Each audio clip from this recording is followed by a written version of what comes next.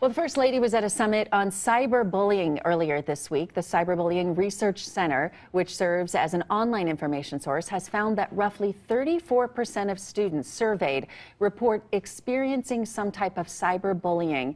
An additional 15% of students admitted to bullying others online. We know kids across our state are back in class after the summer break, and heading back to school can be really tough on young people. Kids and teenagers today are dealing with a lot of stuff, including cyberbullying, body shaming, and other social media issues, and they often don't know where to turn. So how can parents help them cope with all of that stress? Andrew Romanoff, the president and CEO of Mental Health Colorado, is here with some insight. Good to see you this morning in this role. We've seen you so much in the past, of course, in political roles, but this is a really important topic for, I know as a parent of 2 teenagers and even younger one, we worry about this a lot for good reason.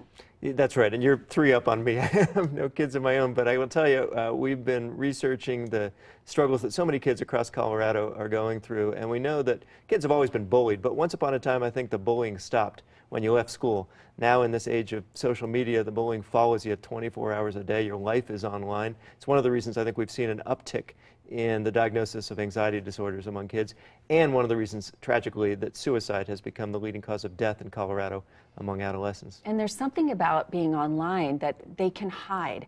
The bullies can hide. They can put up a fake profile. They can post things, and we don't always know who they are. How do we get to the bottom of this? What tools do you have and have you created? So at Mental Health Colorado, if you go to mentalhealthcolorado.org/school toolkit, you'll find a guide. We put together a manual for schools to pursue better social and emotional learning on the part of their kids. How do you screen children for mental health and substance use disorders? How do you train teachers and staff not to diagnose or treat mental illness? That's not their job, but at least to spot some of the early warning signs. How do you engage parents and families in this conversation? How do you pay for all of that? So this toolkit that we put together at mentalhealthcolorado.org lays out some strategies and funding options so that every child in Colorado can benefit from good mental health.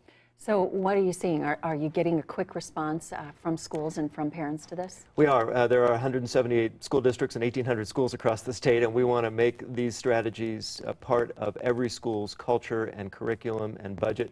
I can tell you, if people want to champion this toolkit, they can find it online on our website. They can also find screenings. We put up a series of about a dozen screening tools for depression, anxiety disorder. We put a screening up for parents to take if they're worried about their kids, one for kids to take if they're worried about themselves.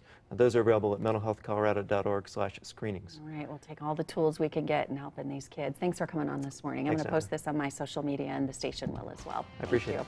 All right, we'll be right back.